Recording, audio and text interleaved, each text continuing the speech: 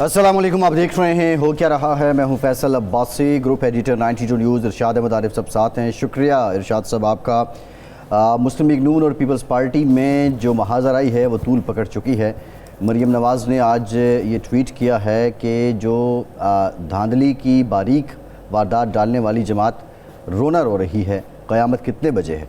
जवाबन बिलावल भुट्टो ने यह कहा है कि नस्ल दर नस्ल धांधली की पैदावार मुस्लिम लीग नून है। इस वक्त अगर देखा जाए तो पिछले कई बरसों से मुख्तलिफ माहौल है मुस्लिम लीग नून और पाकिस्तान पीपल्स पार्टी के बीच, और दोनों जानिब से एक दूसरे पे तनकीद के नश्तर बरसाए जा रहे हैं।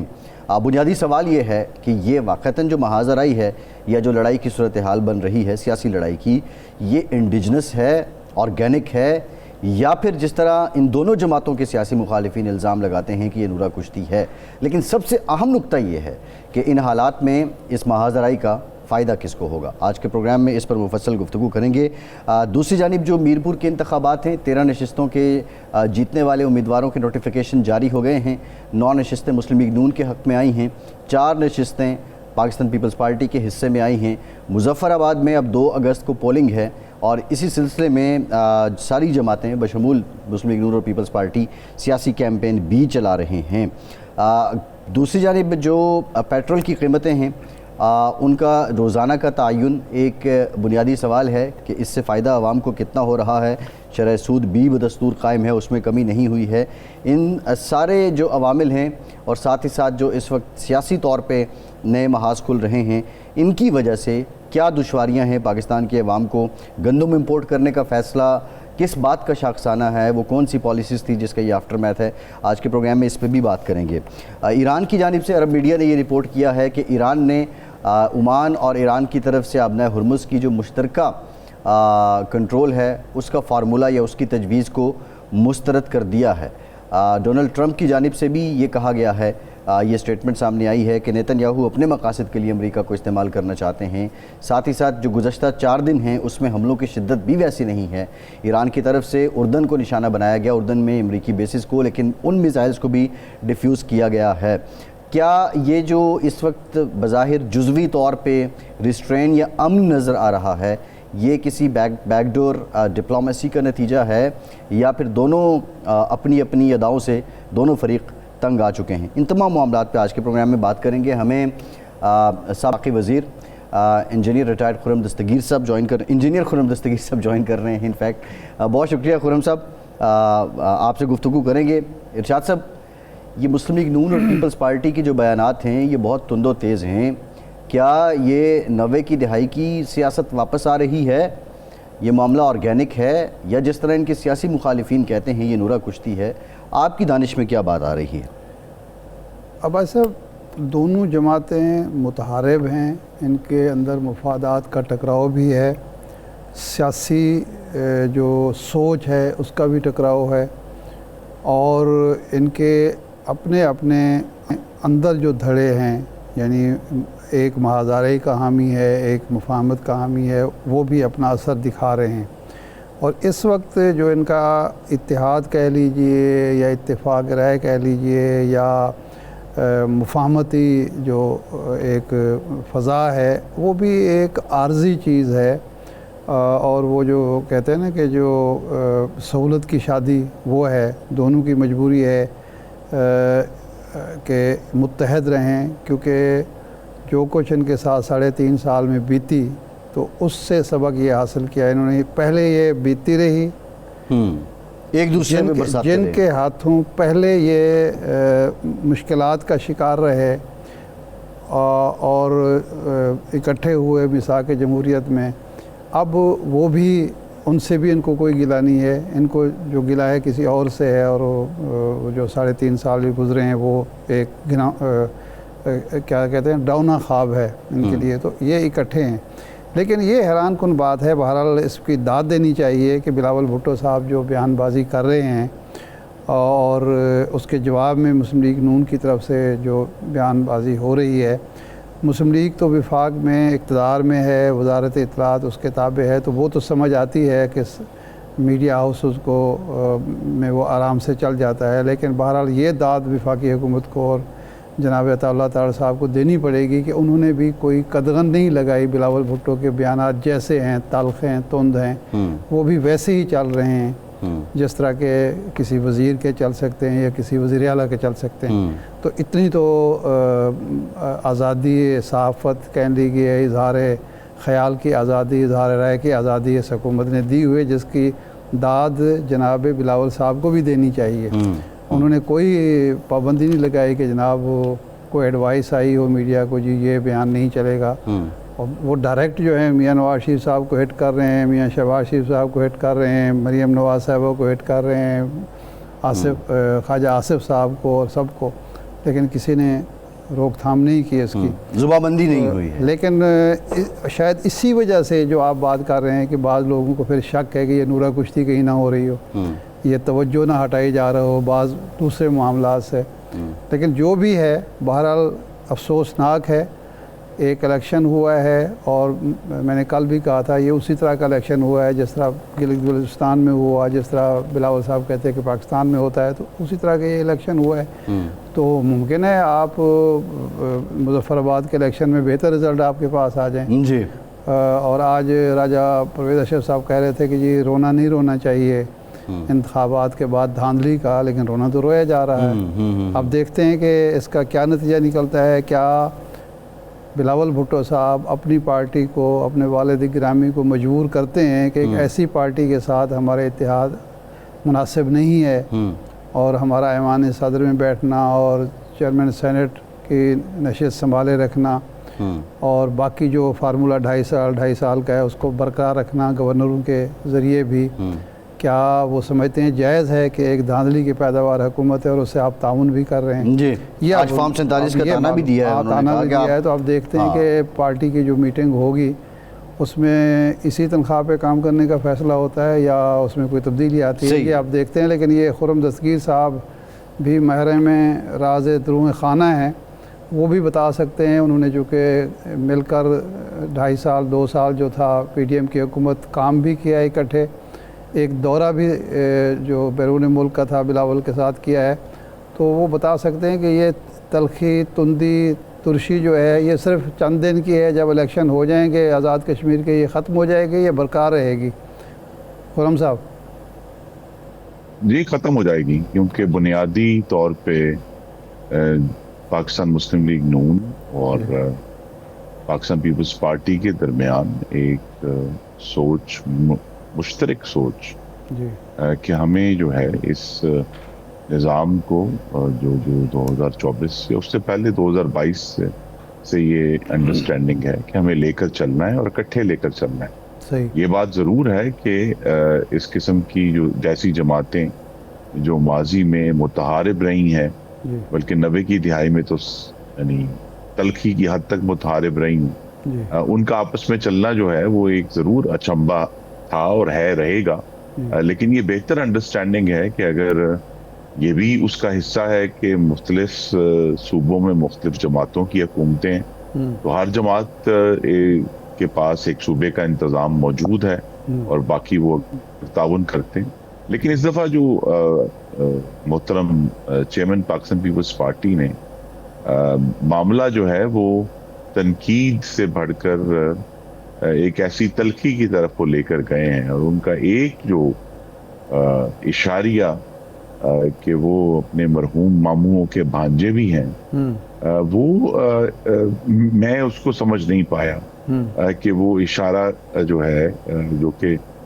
जितना मेरे महदूद इल्म के मुताबिक तो दहशत गर्दी की धमकी है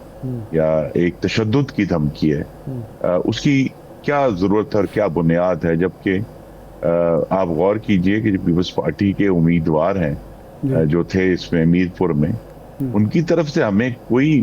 खाली कोई आवाज़ सुनाई दी कि जी यहाँ धांधली हुई, लेकिन उनके मन ने मामला जो है वो बहुत ये खुर्रम साहब आगे ले गए। दहशत गर्दी वाली बात आप कर रहे हैं, क्या ये आप अल-जुल्फ़िकार के कंटेक्स्ट में बात कर रहे हैं कि वो उस तरफ मामला लेके जाना चाहते हैं या कोई ऐसी तंजीम तश्कील देना? जी, मैं ज़रूर समझना चाहूँगा कि मरहूम बल्कि मकतूल मुर्तज़ा भुट्टो का नाम लेने की क्या ज़रूरत थी, या जो है ان کے جو شاہ نواز بھٹو کے نام لینے کی کیا ضرورت تھی, اور یہ اشاریہ کس طرف ہے؟ دیکھیے یہاں یہ ضرور ہے کہ سیاست کے نام پہ ہم سب مختلف سیاسی جماعتوں کے ہم سب جو اراکین بھی ہیں اور ہمارے کارکنان بھی ہیں, ہمارے عمائدین بھی ہیں, وہ بہت بڑی بڑی باتیں کر جاتے ہیں سیاسی جلسوں میں, جوش خطابت میں.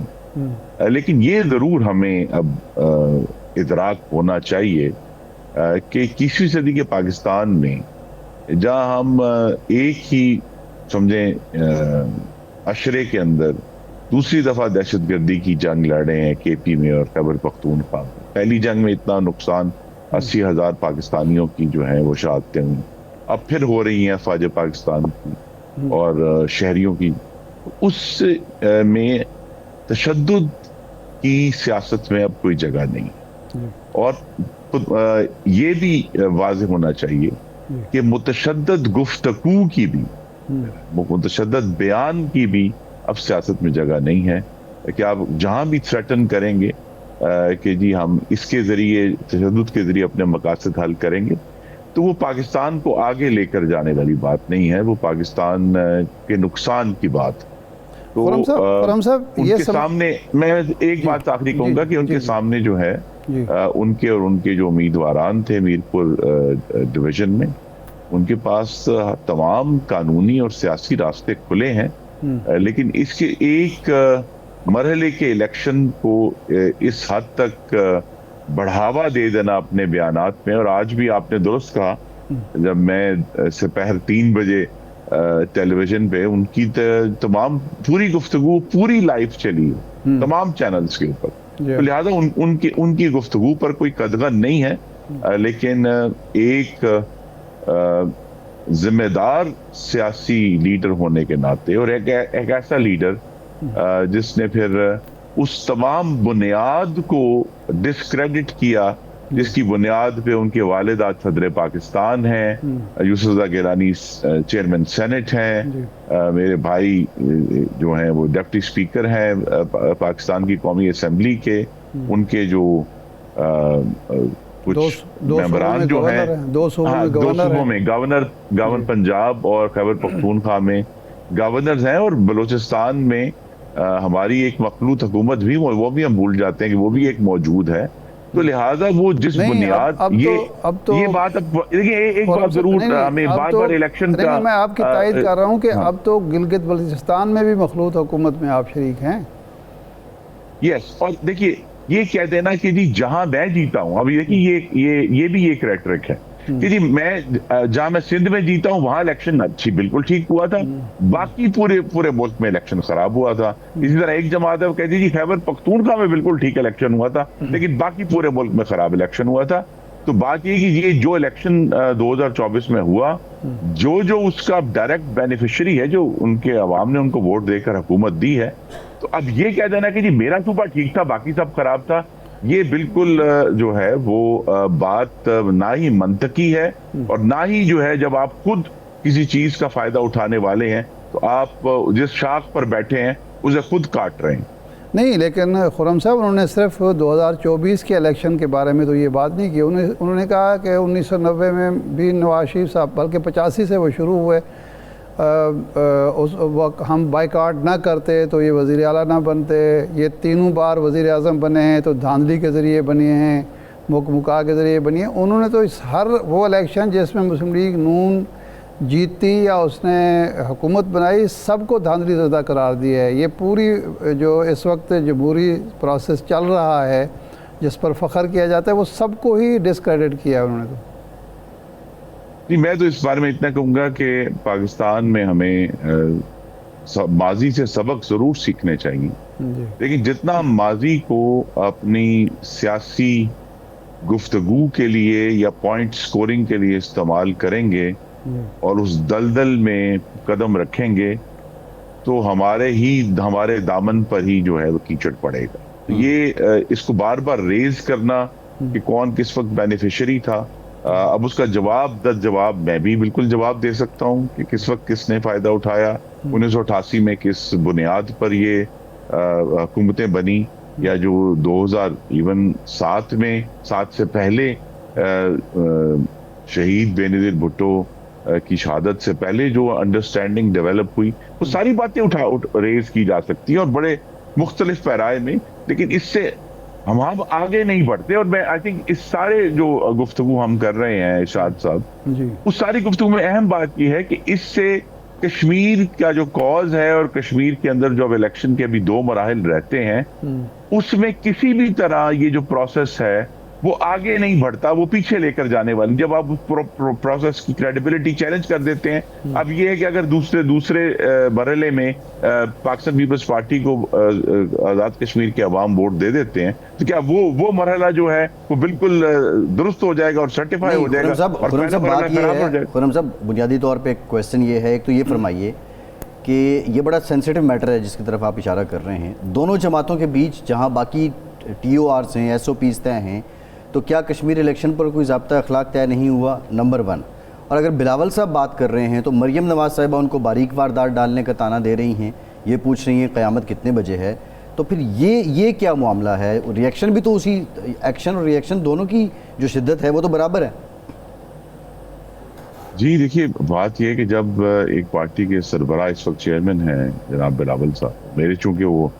کابینہ کے کولیگ بھی رہے ہیں، ارشاد صاحب نے درست یاد کروایا کہ پچھلے سال جو وزیر اعظم کا سفارتی مشن مختلف ممالک میں گیا تھا وہ میرے مشن کے سربراہ بھی تھے، میں اس کا رکن تھا. تو میرے دل میں تو اور ذہنی طور پہ بہت احترام ہے، لیکن جب سیاست ہو رہی ہے تو پھر سیاسی بیان کا جواب بھی سیاسی آئے گا، یہ بات ان کو معلوم ہونی چاہیے. اور آپ یہ بھی تو غور کیجئے نا کہ ہمیں بھی بہت اس پہ جو میں بلکہ اس ٹیم کا حصہ تھا جو گلگت بلتستان میں جا کر جنہوں نے کیمپین کی، تو ہمارے ذہن میں بھی بہت تحفظات تھے، لیکن جب ایک دفعہ وزیر اعظم نے کھلے دل سے اس پورے پروسیس کے اوپر کوئی بھی شبہ کیے بغیر کہا کہ جی پاکستان پیپلز پارٹی گورنمنٹ بنا، حالانکہ ہم اس الیکشن کے ریزلٹس کے باوجود حکومت بنا سکتے تھے، لیکن جب وزیر اعظم نے کہہ دیا، ان کا ایک جو ہے وہ سیاسی رواداری کے تحت انہوں نے کہا، لیکن وہ سیاسی رواداری جو وزیر اعظم پاکستان نے گلگت بلتستان میں دکھائی وہ پاکستان پیپلز پارٹی کے چیئرمین نہیں دکھا سکے آزاد کشمیر کے الیکشن. اچھا، ایک تو یہ سیاسی رواداری پیپلز پارٹی کے حوالے سے کچھ زیادہ بڑھ گئی آپ کی، دوسرا آپ نے کیبنٹ میں بھی اکٹھے رہے، پھر دورہ بھی کیا، سفر میں انسان کھلتا ہے، انسان کا پتہ چلتا ہے. یہ جو بات انہوں نے اپنے ماموں کے حوالے سے کی، ان کا ذکر کیا، ایک دھمکی ہے اس کے اندر ملفوف، ان میں یہ جراثیم آپ نے پہلے بھی محسوس کیے یا پہلی دفعہ یہ بات اس طرف گئے ہیں اور اس طرح کی بات انہوں نے کی ہے؟ جی نہیں، میں نے یہ محسوس نہیں کیا اس تمام سفر کے دوران اور اس سے پہلے بھی کابینہ میں کبھی اس طرح کی جو ریٹرک ہے یا انگریزی میں کہتے ہیں ریاکشنری گفتگو ہے، وہ ہمیں کبھی تو میں خود اس کے اوپر مجھے بڑا افسوس ہوا ہے کہ ہم تو میں نے کہا ماضی سے سبق سیکھ کر آگے بڑھنا چاہتے ہیں. اگر ہم بار بار اسی دلدل میں دوبارہ چھلانگ لگائیں گے تو ہم ہی اندر دھسیں گے، یا پاکستان کا جو مستقبل ہے اور پاکستان کا استحکام ہے وہی اس دلدل میں دھسے گا. پاکستان کے عوام اور پاکستان کا جو پورا ہمیں نظام کو آگے لے کر چلنا ہے، ہم آگے نہیں چل سکیں گے. تو دلدل سے باہر نکل کر بہت سارے ہم سب کو اختلافات ہو سکتے ہیں مختلف پروسیسز سے، اور یہ بات بلکہ پیپلز پارٹی غالباً سب سے پہلے انہوں نے یہ بات شروع کی تھی کہ بہت سارے تحفظات ہو سکتے ہیں، لیکن ہمیں بہرحال پاکستان کے عدالتی نظام پر، پاکستان کے سیاسی نظام پر، پاکستان کے آئین پر اپنا جو اعتماد ہے وہ قائم رکھتے ہوئے آگے بڑھنا ہے. لیکن اگر اس قسم کی گفتگو کریں گے جو ہر چیز کو تلپٹ کر دے گی اور تشدد کی طرف معاملات کو لے کر جائے گی، تو پھر اور خاص طور پہ آزاد کشمیر جیسے انتہائی حساس علاقے میں جہاں آلریڈی بڑے ایشوز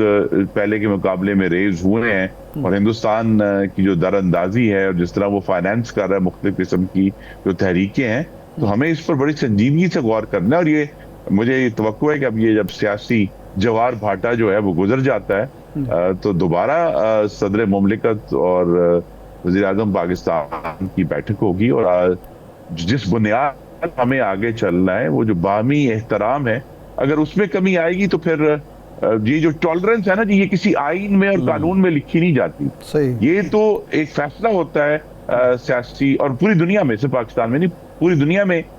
جو جمہوریتیں چلتی اس بنیاد پر ہے کہ سیاستدان جو ہیں مختلف جماعتوں کے وہ ایک دوسرے کے احترام، ایک دوسرے کے مینڈیٹ کا احترام کا فیصلہ کرتے ہیں. جی اچھا خرم صاحب، بھی اب عوام کے اور پاکستان کے اندرونی معاملات کی طرف آتے ہیں. حکومت نے یہ فیصلہ کیا کہ تیل کی قیمتوں کا تعین روزانہ کی بنیاد پر ہوا. جب تک قیمتیں بڑھ رہی تھیں وہ روزانہ کبھی 10 روپے کبھی 5 روپے بڑھ رہی تھیں. ایک مرحلہ آیا جمعہ ہفتے کے دن جب قیمتیں کم ہونا شروع ہوئیں اور $100 سے اچانک وہ $88 پہ آ گئیں. اس دن فریز کر دی گئی کہ نہیں جی اب 2 دن تک قیمتیں نہ کم کی جائیں گی نہ رد و بدل ہوگا. پھر پیر کو بھی قیمتیں کم رہیں، پھر قیمت بڑھا دی گئی. تو یہ کیا ایک تو آپ کو سمجھ آتی ہے کہ روزانہ والا فارمولہ درست ہے، یہ عوام کے مفاد میں ہے، یا صرف ایک مخصوص حلقے کو فائدہ پہنچایا جا رہا ہے، یا حکومت اپنے خزانہ بھرنے کی کوشش کر رہی ہے؟ اور دوسرا یہ ہے کہ یہ کون سی منطق ہے کہ جب بڑھ رہی ہو تو اسی دن بڑھے گی، اور جب کم ہو اچھی خاصی کم ہو جائے تو وہ ہفتے کی بنیاد بنا لی جائے کہ پورے ہفتے کو ہم کیلکولیٹ کریں گے؟ جی اس کا بڑا واضح جواب ہے کہ وزارت پیٹرولیم کو اور غالباً وزیر اعظم پاکستان کو اس پر ضرور پاکستان کے عوام کو شفافیت کا اظہار کر کے دینا، کہ یہ میرے اور آپ کے نالج میں ہو کہ اگر اتنی قیمت بڑھے گی تو اس کے آج بس اگر قیمت بڑھی ہے اور اگر کل قیمت کم ہوتی ہے تو ہم خود اپنے گھر میں بیٹھ کر کیلکولیٹ کر سکیں کہ رات کو کیا اعلان ہو، تاکہ یہ معاملہ جو ہے یہ اس شکوک و شبہات سے نکلے. پوری دنیا میں اب روزانہ کی یعنی اوپن پرائسنگ اس وقت میکنزم ہے، لیکن پاکستان میں 2 ایشوز تھے جس کی بنیاد پہ اوپن پرائسنگ نہیں ہوتی تھی. ایک تو یہ تھا کہ پورے ملک میں پیٹرول کی قیمت ایک ہی رکھی جاتی تھی، اور لہذا جو شمال میں پیٹرول تک کو پہنچانے کی جو کاسٹ تھی وہ کاسٹ جو ہے وہ جنوب میں رہنے والوں جب ایکولائز کرتے تھے تو ظاہر ہے جو ان کے لیے کم کاسٹ ہو سکتی. تو جو ایکولائزیشن ہے وہ ابھی تک اپنی جگہ پر قائم ہے، لیکن اگر یہ شفافیت نہیں ہوگی تو یہ سوالات اٹھتے رہیں گے. لیکن یہ جو ڈیلی کا معاملہ ہے، ڈیلی کا معاملہ لایا ہی اسی لیے گیا تھا کہ بھئی ایک ہفتے کے بعد یا 15 دن کے بعد یا 1 مہینے کے بعد جو ایک بڑی شفٹ ہوتی تھی وہ نہیں ہو، اور چھوٹی چھوٹی شفٹس کے ذریعے اس معاملے کو ہینڈل کیا جائے. لیکن ابھی بھی اس میں شفافیت کی بے حد کمی ہے، اور میری توقع ہے میرے بھائی بہت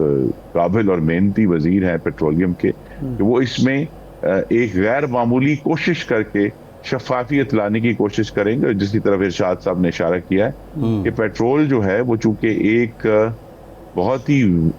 کروشل انرجی ان پٹ ہے پاکستان کی ٹرانسپورٹ میں، انرجی میں، گھروں میں، تو لہذا اس کو ریونیو بڑھانے کا ذریعہ نہیں بنانا، ہم کی جو اکانومی ہے اس کا پہیہ تیزی سے چلانے کا ذریعہ بنانا ہے. اس میں شفافیت کی اور فیسیلیٹیشن کو لا کر ہی ہم بہتر رزلٹ نتیجہ حاصل کر سکتے ہیں. ٹھیک، بہت شکریہ خرم دستگیر صاحب آپ کے وقت کا. ایک کے بعد واپس آتے ہیں.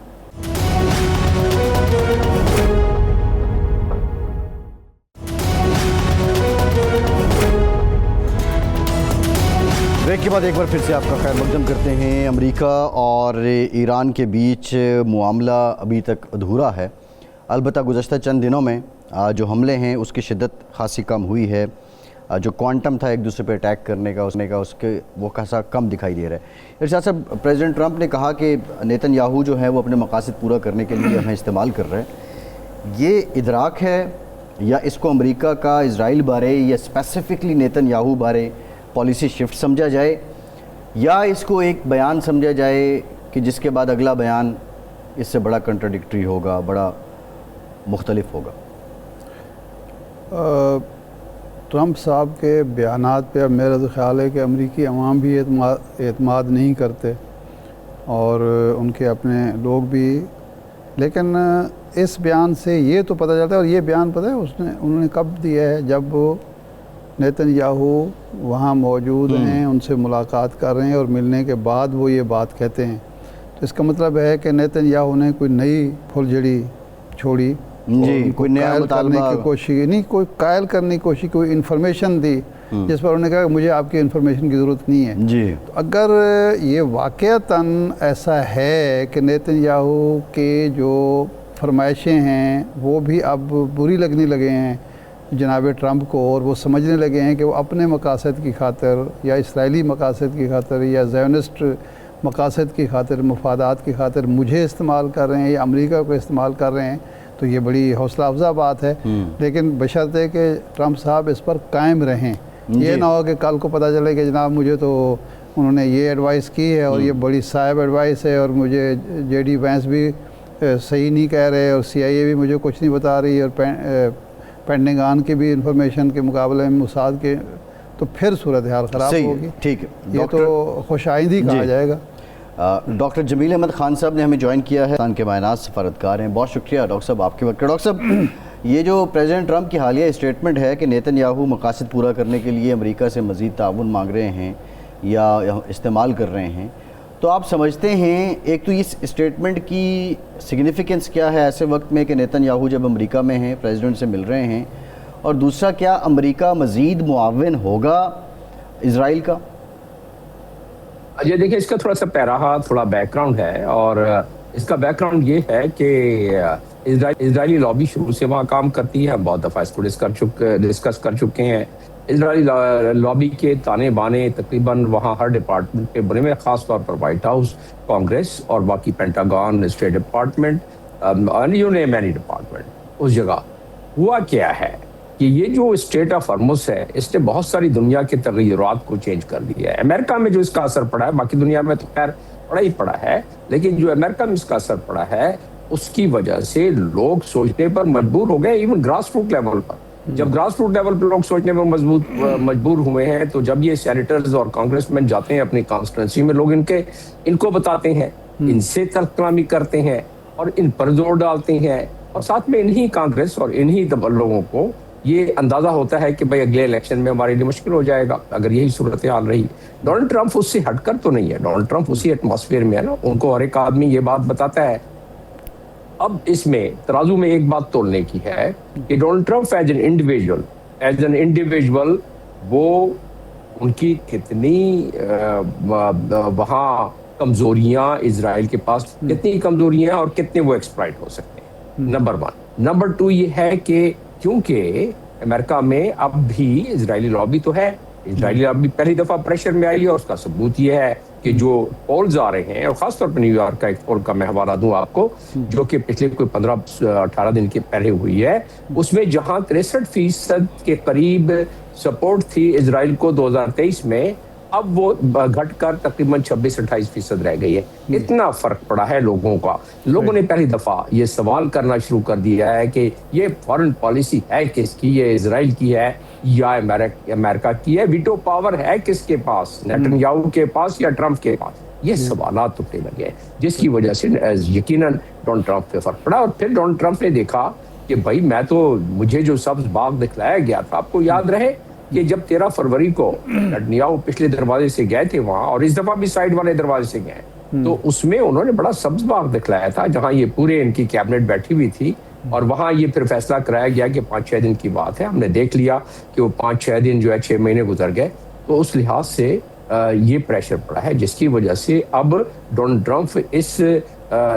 ذہنی کیفیت میں ہے کہ بھئی مجھے مزید ایکسپلائٹ نہیں ہونا ہے، جو ان کے بیانات سے معلوم ہو رہا ہے. لیکن یہ غبارے کی طرح یہ پریشر کبھی دوسری طرف ہوگا، کبھی اس طرف ہوگا. محسوس یہی ہو رہا ہے کہ ڈونلڈ ٹرمپ کو اسٹینڈ لینا پڑے گا، ورنہ وہاں ان کی اپنی پارٹی، اپنے عوام، اپنے ملک میں ان کو لوگ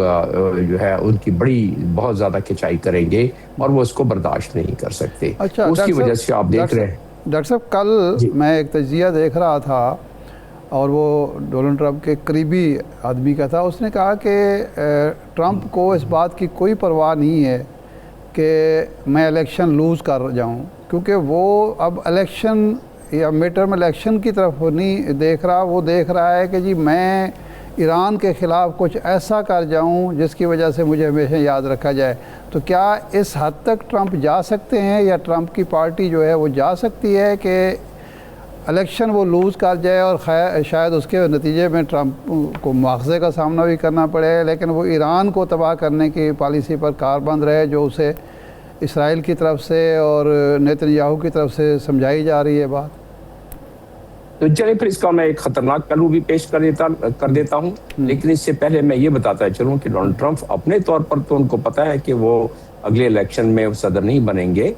قانون کانسٹیٹیوشن ہے، حالانکہ ان کی پھر بھی خواہش ہے کہ اس طرح سے کانسٹیٹیوشن میں کوئی رد و بدل ہو کے ایسا ہوگا نہیں، تو لہٰذا ڈونلڈ ٹرمپ کو اگر یہ معلوم بھی ہے اور یہ بات اگر اس آرگومنٹ کو یہ تصور صحیح بھی کر لیا جائے تو اس لحاظ سے ڈونلڈ ٹرمپ اپنے سر پر کلنک کا ٹیکا نہیں لگوانا چاہیں گے کہ اپنے ہی خلاف امپیچمنٹ، ان کو بتایا گیا ہے نا، ان کو اپوزیشن نے کہہ دیا ہے کہ دونوں جب ہمارے پاس ہاؤسز میں سبقت آ جائے گی تو ہم آپ کے خلاف 25th امینڈمنٹ کو انووک کر دیں گے، اور 25th امینڈمنٹ کو انووک کرنے کے بعد یہاں نہیں رکیں گے، آپ کے خلاف بہت سارا مواد ہے، ڈونلڈ ٹرمپ کو بتا دیا گیا ہے کورٹس میں اور ہر جگہ آپ کو پروسیکیوٹ بھی کریں گے۔ تو پہلی دفعہ یہ دنیا دیکھے گی کہ امریکہ کا صدر امپیچ بھی ہوا، کوشش پہلے بھی کی گئی کوئی نہیں ہوا، امپیچ بھی ہوا اور اب اس دفعہ پروسیکیوٹ بھی ہو جائے گا، تو اس لحاظ سے میں سمجھتا ہوں کہ یہ آرگومنٹ اس کا وزن تھوڑا سا کم ہے۔ دوسرا خطرناک پہلو کا میں نے آپ کو ذکر کیا کہ ایران کو اگر وہ تباہ کرنے کی سوچے گا تو کیا جو پچھلے 5-5.5 مہینے میں تباہ کرنے کی کوشش، خاص طور پر ان 47 دنوں میں جہاں کے کارپیٹ بمبنگ کی گئی، ہر اربہ اختیار کیا گیا، 27 کے 27 بیسس سے حملے کیے گئے ایران پر، تو ایران تو اب بھی اپنے ٹھیک ہے نقصان اس کا ہوا، 1,20,000 بلڈنگیں منہدم ہوئی، بہت سارے اسکول، ہاسپٹل، بہت سارے معاملات ان کے تباہ ہوئے، لیکن ابھی ایران اپنے قدموں پر کھڑا ہے اور اسی مضبوطی سے کھڑا ہے، تو وہ تو اہداف حاصل، جو پولیٹیکل نیریٹو ان کا حاصل نہیں ہوا، تو اب اس کے بعد پھر وہی بات آ گئی نا کہ میں تمدن مٹا دوں گا، ایران کا ایک آدمی بھی نہیں رہے گا، تو وہ کیا ہے، وہ tactical weapon, tactical nuclear weapon ہے نا، اور کیا ہو سکتا ہے۔ اچھا پھر چلیں مان لیا معلوم یہ ہوا ہے، اور میں نام بتاتا ہوں کہ کہاں سے معلوم ہوا ہے، ظاہر ہے اس کی تصدیق یا اس کی وہ 100% تو نہیں ہو سکتی، لیری جانسن CIA کے سابق کافی بڑے سینئر شخصیت ہے، انہوں نے اپنے بیان میں اور اپنے اس میں ایک پروگرام میں یہ بتایا ہے، اور اس کے ساتھ ساتھ میکارتھر میکگروگر انہوں نے بھی بتایا ہے کہ یہ رشیا نے انڈیا دے دیا ہے کہ اگر ٹیکٹیکل ویپن استعمال ہوا تو we would also be standing behind Iran, which means that they can also stretch their doctrine against it. وہ میں سمجھتا ہوں کہ اس سے ایک سراسرمی پھیل گئی ہے اور یہ بات پہنچ گئی ہے، تو لہٰذا وہ جس طرح پوری تباہی ایران کی کر دیا، 50,000 فورس تو پہلے سے ہے نا، اور جتنے بھی ان کے بحری بیڑے ہیں تمام کے تمام ملٹری تجزیہ نگار کہہ رہے ہیں کہ کوئی بھی بحری بیڑا 500-600 کلومیٹر سے نزدیک نہیں ہے، اس لیے کہ وہ رینج سے باہر رہنا چاہتے ہیں۔ ایران کے پاس ایسے میزائل آ گئے ہیں، اور ایران نے پہلے ایک میزائل داغا تھا یا ایک ڈرون داغا تھا، اس کو ہی وہ ہضم نہیں کر سکتے۔ صحیح ہے، یہ ڈاکٹر صاحب یہ فرمائیے گا، جو اب ریئل ٹائم میں آ جاتے ہیں، یہ پچھلے 4 دنوں میں جو حملے ہیں ان کی شدت کم ہوئی ہے، ان کا نمبر بھی کم ہوا ہے، یہ کیا کسی بیک ڈور انگیجمنٹ یا بیک ڈور انڈرسٹینڈنگ کا نتیجہ ہے، یا دونوں اپنا بھرپور جو زور ہے وہ آزما چکے ہیں؟ یا دونوں باتیں ہیں اس میں، بھرپور زور کا تو میں نے بتا دیا، 47 دن اور پھر اب تک 5 مہینے تک کسی نہ کسی طریقے سے ایک دوسرے پر حملہ کرتے رہے ہیں۔ ایران نے تو پھر بھی کچھ نہ کچھ اپنے یہی ثابت کر کے کہ وہ اپنے قدموں پہ کھڑا ہے اور ڈیفیٹ نہیں ہوا، تو وہ تو ثابت کر دیا اس نے کہ وہ ڈیفیٹ نہیں ہو سکا، جو پولیٹیکل نیریٹو تھا امریکہ کا اور اسرائیل کا، تو وہ تو بات ختم ہو گئی۔ اب رہا سوال کہ اتنی بڑی سپر پاور جس کی کہ 996 بلین ڈالر کی عسکری قوت ہے، یعنی کہ بجٹ ہے، اور جس کا کہ اگلے سال 1.5 ٹریلین کا بجٹ ہونے والا ہے، وہ اتنی بڑی قوت، 50,000 فورس، 27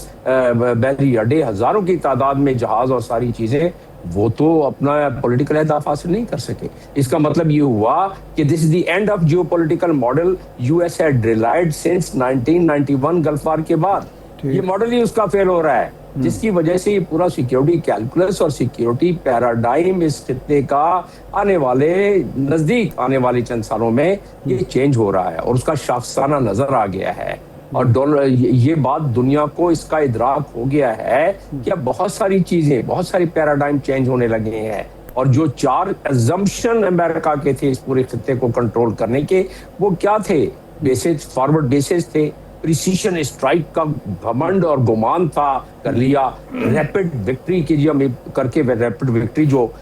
کے خواب دکھلایا گیا تھا 13 فروری کو نیتن یاہو کی طرف سے، پھر کہ ٹیکنالوجی میں جو کہ ہے واقعی میں بہت بڑی سبقت ہے، تو یہ تمام چیزیں اس کے لیے کافی ہیں۔ 4 assumption تھیں، چاروں کی چاروں assumption جو ہیں وہ تو اب یہ ثابت ہوئی کہ اس نے کام نہیں کیا، تو اس کا مطلب ملٹری سپریورٹی جو ہے وہ تو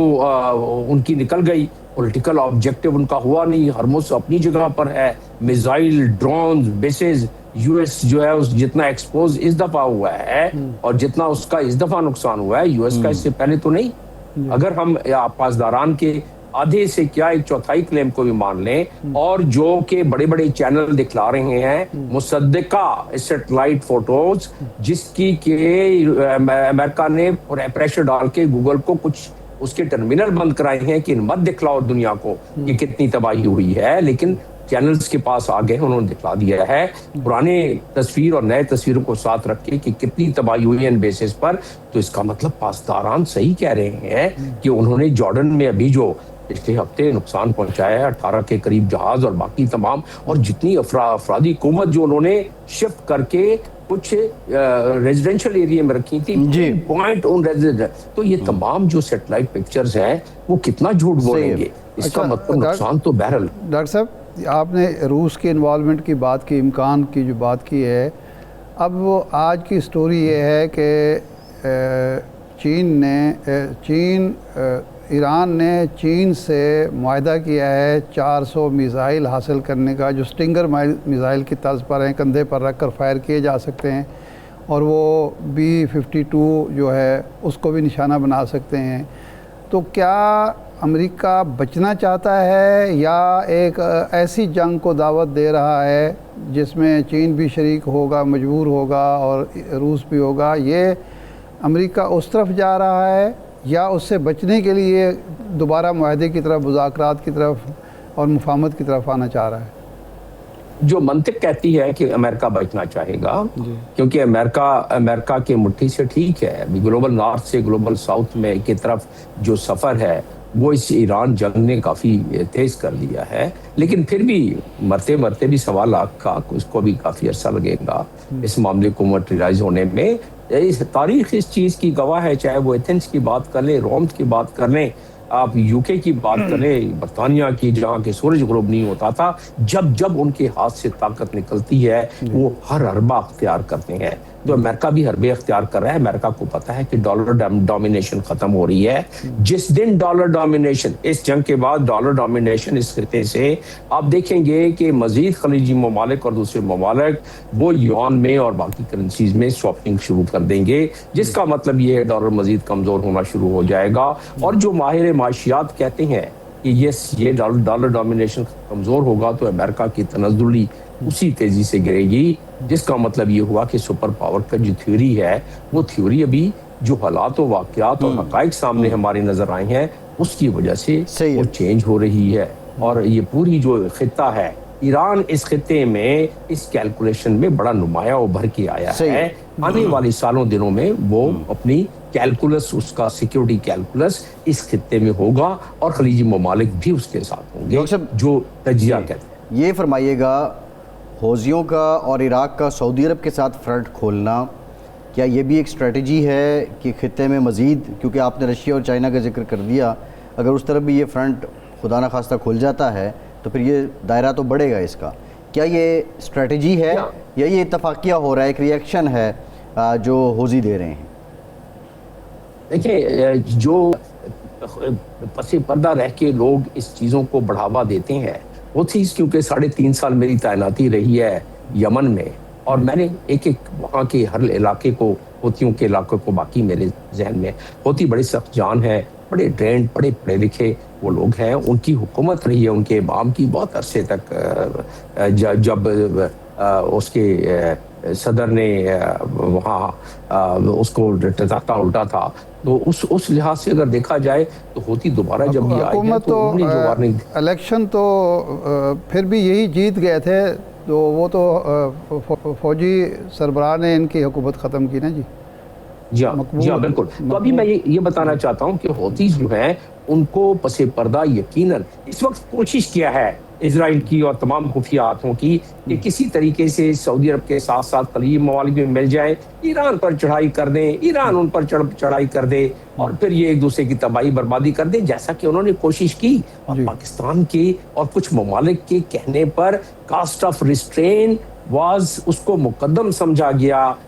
کاسٹ آف ری ایکشن کے مقابلے میں. اب کاسٹ آف ری ایکشن پہلی دفعہ جو ہے سعودی عرب نے کھلایا اور دیکھا کہ تھرڈ کنٹری میں, کیونکہ ابھی تھرڈ کنٹری میں دیکھا جائے تو مورلی اور انٹرنیشنل قانون, جو کہ ایران کوشش کرتا ہے کہ انٹرنیشنل قانون کی پاسداری کرے, تو وہ ایران نے, آپ نے دیکھا کہ ایران اس پر ریئیکٹ کرنے کے نہ مورلی قابل ہے نہ دوسرے لحاظ سے کہ وہ امریکہ پہ چڑھائے, یہ سعودی عرب پہ چڑھائے, انلیس کہ سعودی عرب امریکہ کے ساتھ مل کے جس طرح عراق پہ انہوں نے ابھی کیا ہے, حملہ کیا ہے, اٹیک کیا ہے, اگر وہ سعودی عرب مل کے کر دے تو پاکستان کے لیے بڑا نازک معاملہ آ جائے گا اور ریٹیلیشن سخت ہوگا پھر اس معاملے میں, جس کے آثار ابھی مجھے نظر نہیں آ رہے ہیں. میں سعودی عرب میں بھی رہا ہوں, مجھے معلوم ہے کہ اتنی دانش ان میں ہے کہ ان کے لیے کیا تباہی آ سکتی ہے سامنے, تو وہ برداشت کریں گے چاہے خفیہ ہاتھ کوشش کریں, اسرائیل کوشش کرے کہ کسی طرح آپس میں مسلمان ممالک ایک دوسرے سے الجھ پڑیں اور یہ خود بخود ویک ہو جائیں, ہماری جو ہے اس میں ضرورت کم پڑے. وہ آپ کو تو پتہ ہے نا کہ میں شعر میں دریا کو کوزے میں بند کر دیتا ہوں کہ میں نے مانا کہ چاند ستارے ہوں گے, میں نے مانا کہ چاند ستارے ہوں گے, ایک پرچم تلے سارے کے سارے ہوں گے, لیکن جتنے مارے ہیں مسلمانوں نے ساری دنیا نے بھی مل کر نہ مارے ہوں گے. مثال لے لیں عراق کی, لے لیں ہر جگہ. یہ آپ کا اپنا شعر ہے؟ نہیں, میرا اپنا شعر نہیں ہے, لیکن بہرحال میں اس کو بڑا پسند کرتا ہوں. چلیں ڈاکٹر صاحب, آپ کے ذوق کی بھی داد ہے, بہت شکریہ ڈاکٹر جمیل احمد خان صاحب آپ کے وقت کا. ایک بریک کے بعد واپس آتے ہیں.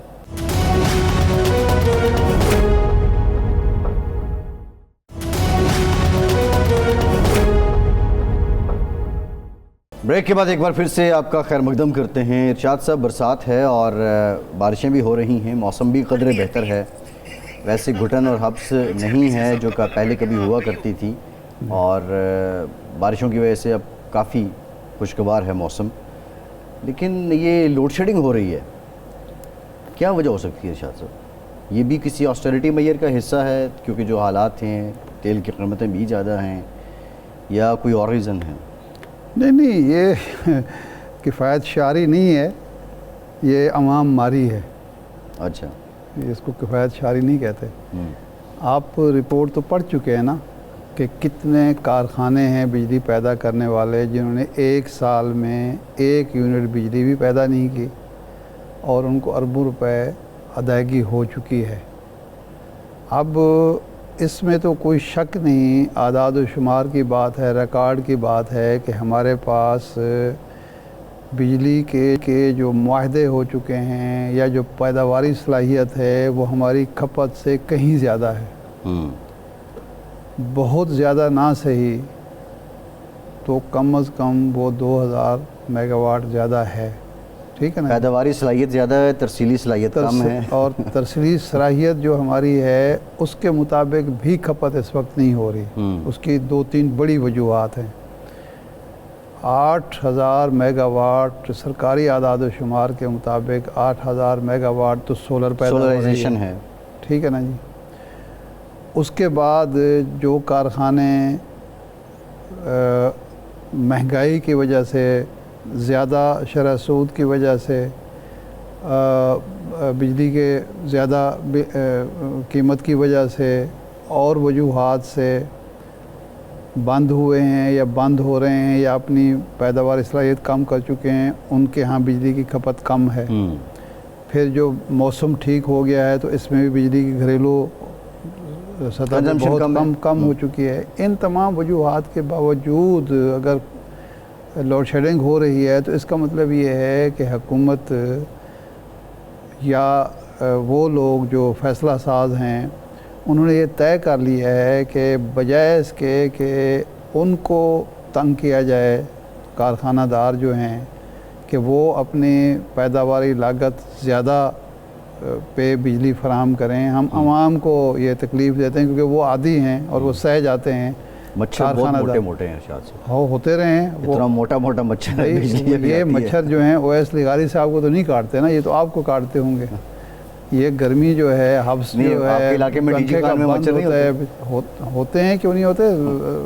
لیغاری صاحب کو بھی کاٹتے ہوں گے. ان لوگوں کے جو محلات ہیں ان میں تو نہیں پہنچ سکتا نا مچھر. وہ ہمارے آپ کے وہ بھی مچھر جو ہے اتنی سمجھدار نسل چیز ہے کہ وہ بھی دیکھتے ہے، بندہ دیکھ کے رخ کرتے ہے، ایسے نہیں چل پڑتے، اپنا وہ وقت ضائع نہیں کرتے کہ جناب اس گھر کا رخ کر لیں جہاں ان کو گھر میں داخلے کی اجازت ہی نہ ہو. وہ بھی دیکھتے ہیں کہاں آسانی سے ٹریس پاسنگ کی جا سکتی ہے، دیواریں پھلانگی جا سکتی ہیں، پہنچا جا سکتا ہے، اپنا شکار جو ہے آسانی سے مل سکتا ہے. وہ ان گھروں کا رخ کیوں کریں گے، ان محلات کا رخ کیوں کریں گے جہاں ان کو پتہ ہے کہ ہمیں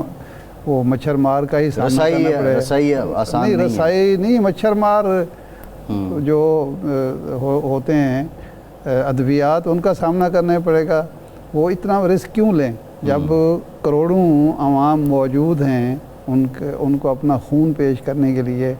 وہ مچھر جو یہ ایک ہے حشرات الارض میں سے وہ مچھر ہوں یا دوسرے مچھر ہوں جو آپ کی جیبیں صاف کرنے والے، آپ کا خون چوسنے والے مچھر، سب کو آسان ہدف جب حاصل ہے تو وہ اس طرف کا رخ کیوں کریں گے؟ تو یہ تو مس مینجمنٹ کے علاوہ کوئی وجہ نظر نہیں ہے. جی ٹھیک ہے. اور یا ایک طے شدہ پالیسی ہے کہ ٹھیک ہے جی عادت نہیں ختم کرنی، زیادہ مطمئن نہیں ہونا، بجلی جاتی رہے گی. ہاں بالکل ٹھیک ہے. یہ میرے خیال تیسری نسل ہے جس کی عادت پختہ ہوگی ارشاد صاحب. ارشاد صاحب پروگرام کے ٹائم کا بہت شکریہ آپ کا. آج کے پروگرام سے اتنا ہی، اجازت دیجیے.